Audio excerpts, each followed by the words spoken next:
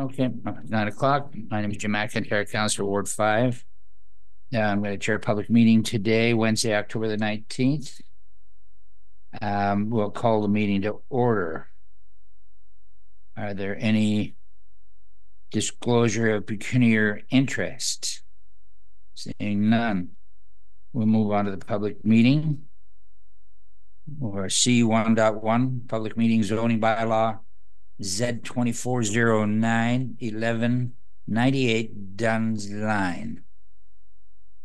Public meeting C1 notice of a public meeting. Okay. I'm waiting for my screen. Okay, from here we go. Public notice Z2409. Okay. Welcome and good morning. Today there is one public meeting regarding proposed development application in accordance with the Planning Act. I'm pleased to advise that this is being broadcast live on the township's YouTube channel, where a recording of this meeting will be available. Notice of the meeting was sent by first-class mail to all property owners within 120 meters, 400 feet of the subject property. Signage was also posted on the subject property to provide information about the application. All of this was in conformance with the Planning Act process for a statutory public meeting for a zoning bylaw amendment application. The purpose of the meeting is to inform and provide the public and the Planning and Development Committee with an opportunity to ask questions or express views with respect to the proposal. The format of the public meeting will be as follows. The applicant's agent will generally explain the purpose and effect of the application. Secondly, township staff can provide further information and clarify any statements of the applicant and or their agent. Next, the public will be permitted to ask questions and express views on the proposal, and then the public portion of the meeting will be closed. And lastly, members of the committee will be given the opportunity to ask questions for clarification on the proposal and provide comments.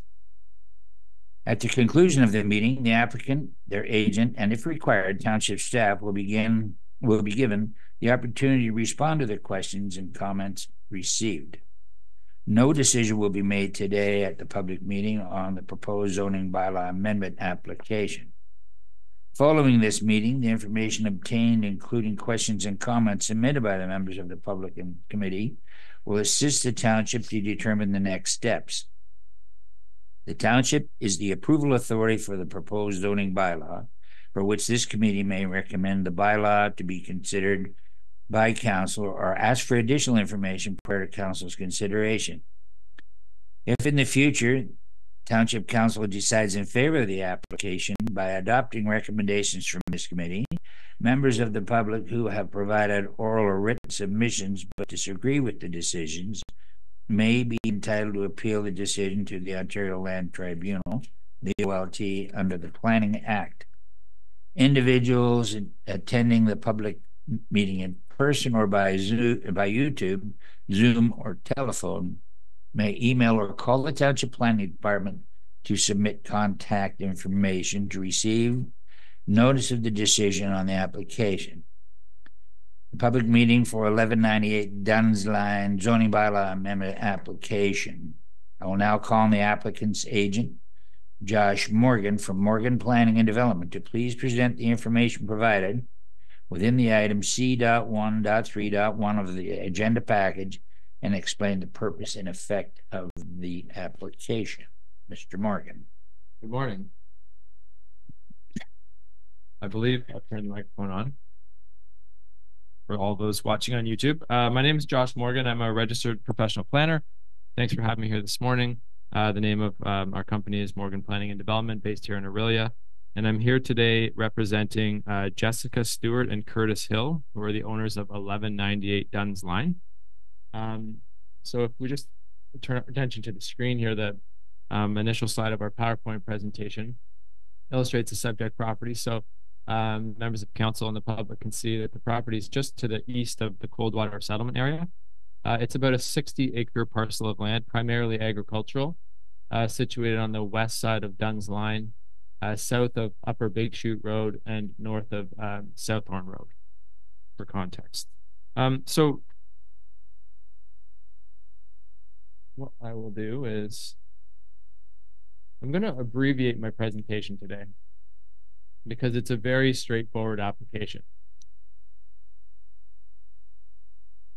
I'll show you our site plan. I think that provides the best context for explaining what we're proposing to do here. So basically, the purpose, well, let me just explain what the property is developed with first. So the property currently is developed with a single detached dwelling and a farm cluster. So including a horse paddock and an agricultural building. So you'll see close to the road, there's like a wood lot, a small wooded area there. The existing dwelling is just to the north of that wood lot, okay? And then in the yellow area to the north of the wood lot is the agricultural area where there's a horse paddock. And then south of the wood lot, you'll see on the south side of the wood lot, you'll see a proposed structure. So just, there you go, Alton, yeah. That's a proposed dwelling. So basically, what the applicants are seeking here through the zoning bylaw amendment is to rezone the property to a site-specific agricultural zone. And that zoning bylaw amendment would permit the construction of one primary residence and the conversion of the existing residence to an accessory dwelling unit. So again, right now there's one dwelling on the property. The applicants would like to build a second dwelling. And so when we've considered this application, we've looked at all of the provincial policies, of course. There's the 2020 provincial planning policy statement. There's the growth plan, the county's official plan, the township's official plan, and the zoning bylaw. But in 4 days, on October the 20th, the new provincial planning statement comes into effect. And council's decision, I believe, will be made after October the 20th, correct? So really, understanding that schedule of provincial policy, when we submitted this application, we've had regard for the new provincial planning statement in particular. Okay, this would have, I believe that this application would stand on its own under the current policies, although your decision will be made under the new policy. So I'm going to speak to you about the new policies, okay? So the new provincial planning statement, which comes into effect on Monday, October the 20th, I'm going to read a specific policy from this new PPS. It's policy 4.3.2.4. It states that where a residential dwelling is permitted on a lot in a prime agricultural area, so this is a prime agricultural area, and a residential dwelling is permitted on this lot. There is already a dwelling on this lot. So where a residential dwelling is permitted on a lot in a prime agricultural area, up to 2 additional residential units shall be permitted in accordance with provincial guidance, provided that where 2 additional residential dwellings are proposed, at least one of these additional residential units is located within or attached to the principal dwelling. So let me just stop there. The new provincial planning statement allows for a total of 3 dwelling units in an agricultural area. This application would allow for a second one to be built. So we're not even taking full advantage of the new provincial planning statement, but because the municipality's zoning bylaw and it is not sort of up to speed with new provincial documents because they're not even in effect yet, we have to submit the zoning bylaw amendment essentially to take advantage of this new provincial direction, okay? So this application would permit the construction of this new dwelling that you see on the screen just to the south of the woodlot. Ultimately, when this dwelling is built, we will refer to that as the primary dwelling, and the existing dwelling we will refer to as the first of potentially 2 accessory dwelling units, okay? It's just basically terminology, but I'm trying to explain to you what will be the primary dwelling is the new dwelling, and then the existing dwelling will become the first ADU, accessory dwelling unit. And one of the special provisions of this zoning bylaw amendment is to require that the primary dwelling, the new dwelling, be set back no more than 75 meters from the existing dwelling unit, Okay, so the reason why we're putting a spatial, so the reason why we're establishing a setback is because one of the criteria in the new provincial policy says that the buildings, these accessory dwelling units, need to be in close proximity to the cluster of buildings that exist there today. So planning staff and folks from my office communicated, how do we make sure that we're meeting this provincial criteria? Well, we set a provision in the site-specific zoning amendment that says you must be set back no more than 75 meters. That makes sure that these structures are relatively close to one another. And the dwelling that you see on this, the proposed dwelling that you see on the site plan, that is approximately 75 meters to the south of the existing structure. Okay, so really that's it. I'm going to go to my concluding remarks here. That's an image of the dwelling that is proposed to be constructed just south of the woodlot.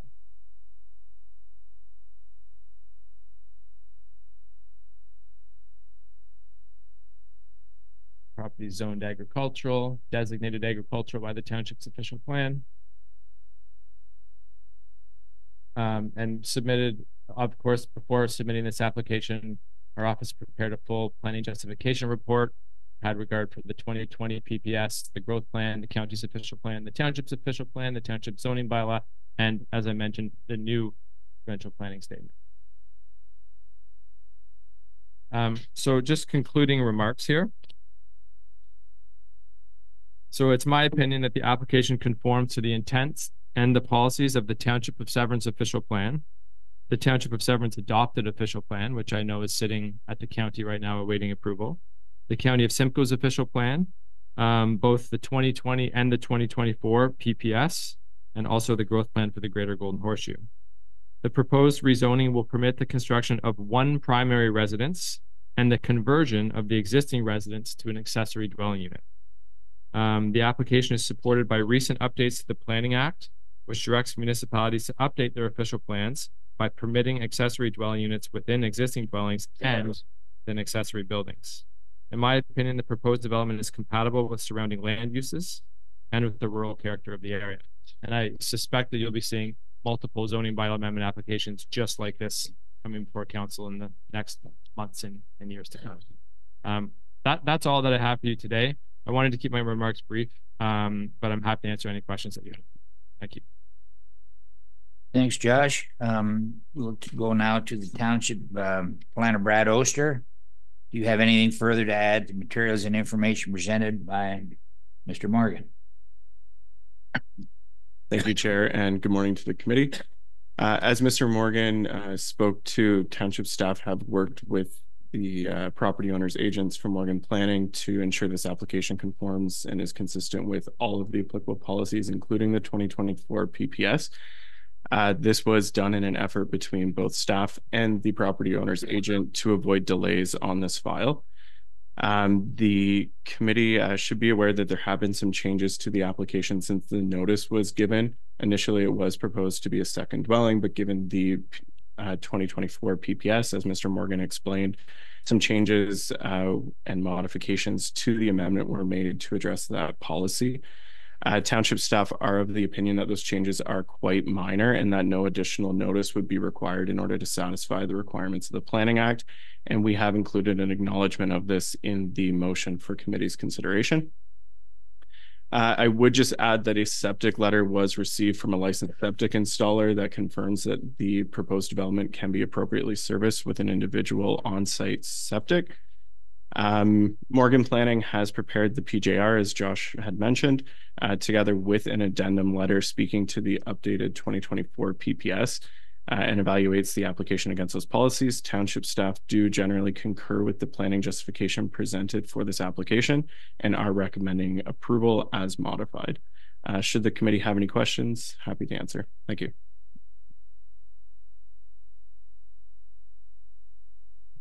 Member Brennan. Yes, thank you for your presentation. I think I'll be. Pardon me? Well, we got to go to the public first. Hold your question. No problem. We'll go for public questions and comments. Any person present in person or on Zoom or the telephone who have either questions or comments on the application will now be invited to speak. Township staff will call upon each registered participant. For those in remote attendance, unmute yourself when called upon and turn on your camera if you wish. All will be required to give your full name and address for the minutes. Please note that your comments will also be recorded and live streamed to the township's YouTube channel and will remain online. Township does not have the ability to edit the live stream to remove any personal information provided in the course of submitting comments or questions. Brad, are there any persons in the public registered to speak? Thank you, Chair. There is no one registered to speak at this morning's meeting. Thank you.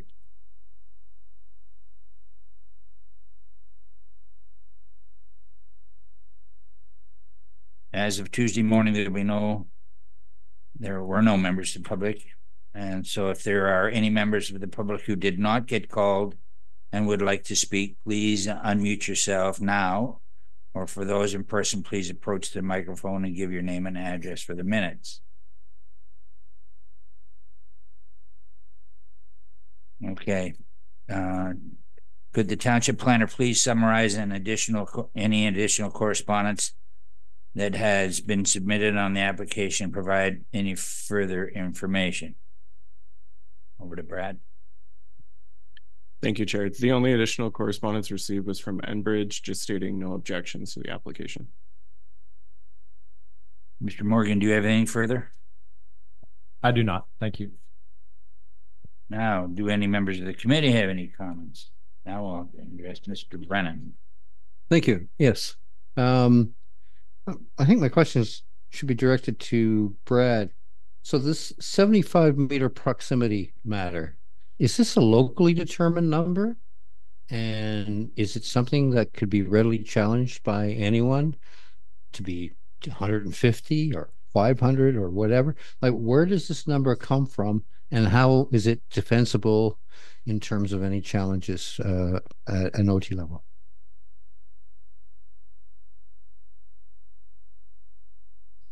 Through the chair to Member Brennan, the 75 meters isn't specifically identified in any of the policy documents. The 2024 PPS includes a provision that just requires that where additional residential units are proposed, there's efforts taken to minimize the land taken out of agricultural production. So township staff have reviewed this application based on the concepts that were provided. The proposed dwelling was within 75 meters of the existing dwelling that is to become the additional residential unit. So that was the number that we've used here. The entirety of these subject lands are used for agricultural purposes. So really, no matter where on this property it is constructed, there could be some agricultural lands that would have to be used for this residential use. Just by keeping that number there, it ensures that it's in close proximity to that existing building cluster to minimize those lands taken out of production. I can provide a little bit more context there, just Thank you. specific to the site. Yeah, so the clients, first of all, wanted to provide a little bit of like privacy separation between the existing dwelling on the property and the new dwelling, and that woodlot provides that level of privacy. And second of all, this sort of further to what Brad said, of course, the overarching direction of the province is not only to allow for accessory dwelling units, but also to have to maintain the agricultural land on these parcels. So, we felt looking at the site that if we tucked the new house right up to the south side of the woodlot, that would minimize any loss of agricultural land rather than putting it like in the middle of the field, for instance. So we just were kind of balancing a bunch of considerations: privacy, maintaining as much agricultural land as possible. And we felt that the location as proposed sort of was a reasonable balance between all those considerations. And then working with staff to establish that number, which isn't a number that you're going to find in any policy document. I think what we'll see over the course of months and years in these types of applications in Severn and other municipalities is sometimes you're going to see 75 meters, sometimes you might see 25 meters, and sometimes you might see 100 meters. It just depends upon the site. So it's going to be a conversation between planning staff and the applicant to figure out what makes sense. So it's just supplementary to the chair to you then.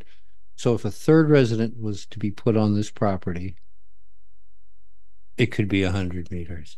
Like you've dealt with some logic around privacy, but on this particular property, the 75 meters is really a rough guide. That's what we're going to be seeing, different things depending on the scenarios. You will, except for to the first part of your question where you were speaking about the third unit, the second ADU that may land on this property at some point in the future. The provincial policy statement, the provincial planning statement, the new document says that where 2 additional residential units are proposed, so the second ADU, at least one of those additional residential units is located within or attached to the principal dwelling. So if there's ever a second ADU on this property, it's going to have to be either in or attached to the principal dwelling. So you won't see a third separate structure. Okay. Great. Thank you very much. That helps. You're welcome. Member Minnings. Good morning. Thank you. Through the chair. I have 2 questions. First one, what is the difference between an accessory building and a secondary dwelling unit? I've heard both terms used. Okay, through you, Chair, to Councillor Minnings. Yeah, so an accessory building is just any building that is not the primary dwelling. So it could be a garage, it could be a barn, it could be an accessory dwelling unit. And then I think what was the second term that you used there? I'm sorry, Councillor. Secondary dwelling unit. I heard that term too. Yeah, so you'll hear planners use the term secondary dwelling unit or accessory dwelling unit, or the acronym ADU, accessory dwelling unit, or ARU, which is accessory residential unit. It's all the same thing. Thank you very much. Some municipalities use different terms and some planners use different terms, but they're all interchangeable. Thanks. And my second question, regarding the provincial policy statement, which comes into force on Monday, October 20th, you mentioned that council could expect an increase in applications, similar applications for additional dwelling units on properties. So the new policy statement doesn't circumvent then the process that these applications come to council, or they still will? That's my question. How does it affect us? Okay, I'll take a stab at that. Well, actually, Brad, yeah, you go. Through the chair to Member Minnings, the township's new official plan includes policies that would allow for these additional residential units, secondary dwelling units, on a number of properties across the township. So what council will eventually see if the county approves the township's official plan as written would be an update to our zoning bylaw to sort of incorporate these permissions into the zoning bylaw. So there won't be as many of these amendment applications coming before council, because those policies would be established in zoning. Thank you very much. That's where what I was hoping you would say, that the bylaw would be amended to address that. Thank you. Member Cox. Yeah, I know this area and I don't have any problem with this at all. I think it'll fit in quite nicely. There are, it's got the privacy thing, all the areas around it agricultural. It looks to me like they have horses. So I think it's a good place. And I think what they've done and you've done is excellent. Thank you. Member Burkett. Thank you through the chair, and thank you, Josh, for the presentation. But just further to Member Brennan, and I'm in favor of the application with just some clarity. So they could actually build the secondary building anywhere on that 60-acre parcel the way it's set out today? No. So there's restrictions. Like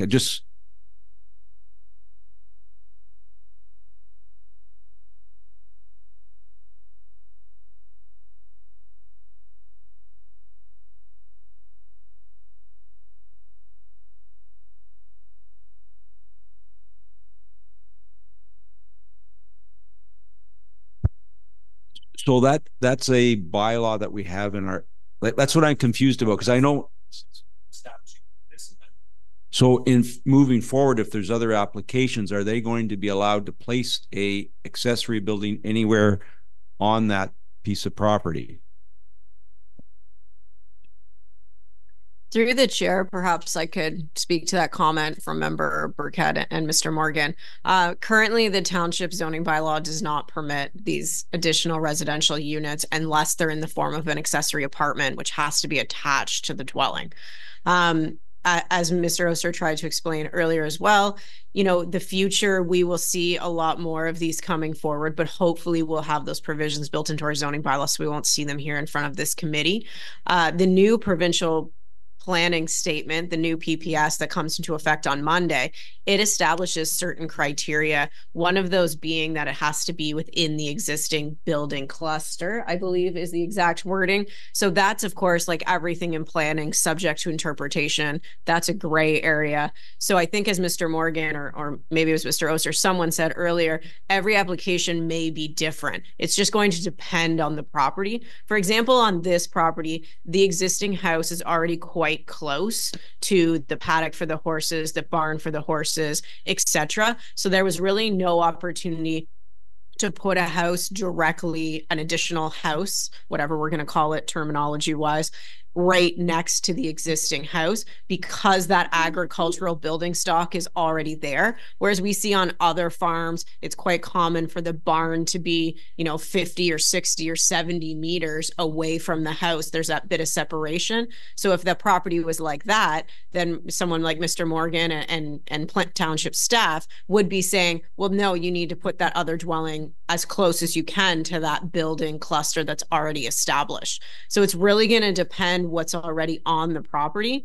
Part of what our job's going to have to be as township planners, and we may have to look to some feedback, you know, from members of the public or consultants or whoever it may be, is when we do go to craft that new zoning bylaw for the township that will permit people to have these additional residential units, is we'll have to put some kind of number in there. We'll have to say it needs to be within X number of meters from the existing dwelling or from the principal dwelling. So that's going to be really challenging for us because some properties it might not make sense.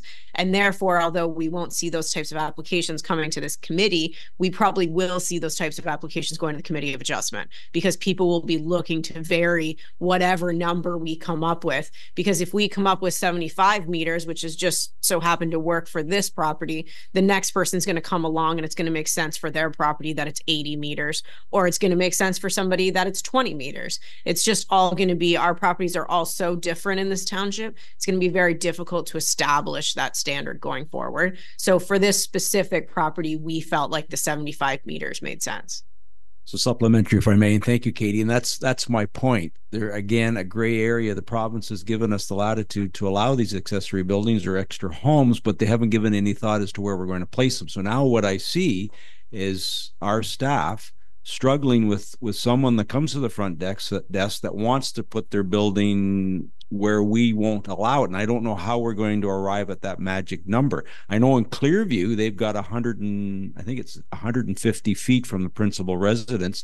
And that was after that wind turbine fight, because we actually built a remote building at the very back of the 100 acres, which was allowed then, a remote building.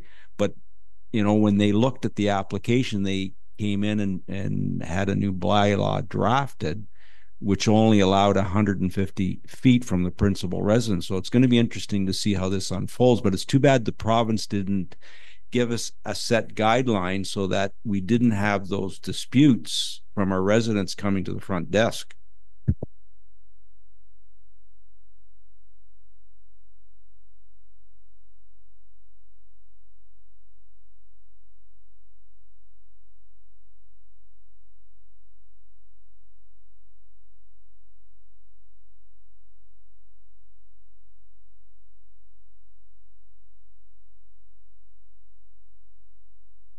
Even when council does ultimately make the decision on that setback number, whatever it happens to be, as Ms. Mandeville mentioned, you're going to have people come to the Committee of Adjustment because that number is not going to work for everybody, right? Member Burkett, just to your, like, we're talking about the direction that the province has provided. So the specific language here is, these are one of the criteria related to the accessory dwelling unit. It says, limited in scale and are located within or attached or in close proximity to the principal dwelling or farm building cluster. So, or in close proximity. That's the gray sort of language that we're working with. So when I was, well, and myself and members of my staff were working with the Township Planning Department on this file, we're looking at that language, or in close proximity, and we're considering the things that our clients were important to them, including privacy, separation from the existing structure, maintaining agricultural land, and 75 meters just seemed to work in this case and seems to fit within that language of the province. So that's kind of how we got here. Supplementary, if I may, through the chair. And that is a gray area, because if you take and we decide that we want to put it 300 meters, you can build it within. Now you take a piece of rural farmland that you have to build a road to. Now you're going to take farmland again to put your house and your septic on. So now you sort of bastardize a piece of farmland where you should have it in close proximity to where there are buildings already. That's the way I see it working. And your planning staff are going to be the ones, like, as the frontline folks that are dealing with people like me and others, to try to figure out what makes sense for each specific circumstance. And hopefully by the time it gets to council, you know, all that hard work's already been done. Member Taylor. Thank you. I support the application, but just looking long term, can you see ever the province allowing this ever to be severed, like the new dwelling? Because it's got a separate driveway, separate septic well, even though it's on agricultural. But can you see that down the road? That's a very good question, and through Chair McIntyre to Councillor Taylor. So the new provincial planning statement coming into effect next week. An earlier iteration of that statement that was released in a draft, council might remember, the province was on the cusp of allowing, I think, a maximum of 3 agricultural severances.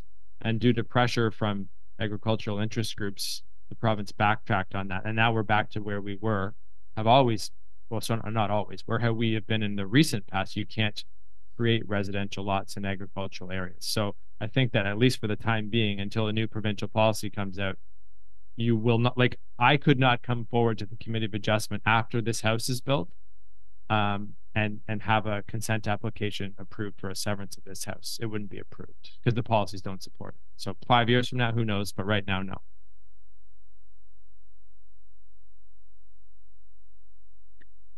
Thank you. Madam Clerk, do we go to C1.2 from Enbridge? No, staff already, I believe, spoke to the correspondence. So if there's no further questions, we can just have the motion to close off the public meeting. Okay, we'll call for motion. Okay, so the motion reads that planning report number P24-036 dated October 16th, 2024, with respect to zoning bylaw amendment application file number Z2409 for the subject lands located at 1198 Duns Line be received. And further, that pursuant to section 3417 of the Planning Act, no further public notice or public meeting be required with respect to the proposed zoning bylaw amendment. And further, that a draft zoning bylaw amendment be presented to council for consideration at the next available meeting, subject to comments received prior to council's consideration of the zoning bylaw amendment, including additional submissions from council, the Planning Development Committee, members of the public, circulated agencies, and township departments. Do we have a mover? Moved by Member Taylor, second by Member Minnings. All in favor? Carried.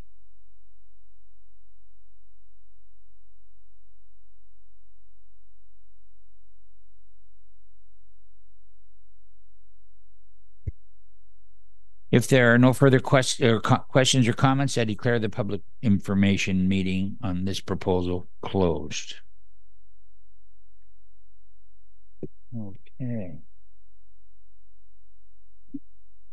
Move along now to C1.3, Madam Clerk. No, you're at, there's no delegations, so we're at E. E, consent agenda. Reports from officials. Building reports, I guess we just ask for a motion on all of these reports. Yes, just a motion to adopt the agenda. I don't believe any of the items have been pulled, so. Can I have a motion, please? Yes, the motion reads that the agenda be adopted, including consent items as circulated. Moved by Member Brennan, seconded by Member Burkett. All in favor? Okay.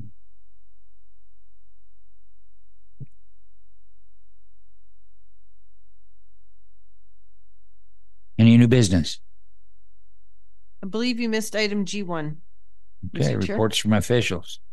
Planning report P 24037, part lot control exemption bylaw, Greenwood Landing Development, block 83, block 82, and plan M 51M 1227 for 112 Brandon Avenue, P 24037 PDF. Who's going to speak to that? Member Oster, please. Thank you, Chair. The committee's seen a handful of these applications recently, so I will be brief. This is an application for part lot control just to facilitate the transfer of the individual townhouse lots on this block within the Greenwood Landing subdivision in Coldwater. The construction is nearing completion on block 83, and it's been surveyed to describe the individual units and lots. This reference plan is consistent with subdivision agreement and complies with the requirements of the township zoning bylaw. The draft bylaws included as attachments to the reports are consistent with those prepared by the township solicitor, and staff are recommending approval of this application. Thank you. Any questions? Seeing none, do we have a motion, Madam Clerk? We do. So the motion reads that planning report number P24-037 dated October 16th with respect to a part lot control bylaw application for the lands described as block 83 and part of block 82, plan 51M 1227 be received, and that the draft part lot control exemption bylaw included as attachment 4 to planning report P24-028 be brought forward to the next available council agenda. We have a mover. Moved by Member Brennan, seconded by Member Cox. All in favor? Carried. Any new business? Seeing none. Any closed session, Madam Clerk? No closed session. Move to adjourn. Motion is just that this meeting being is hereby adjourned at 9:37 a.m. Moved by Member Minning, seconded by Member Burkett. All in favor? Carried. Thanks.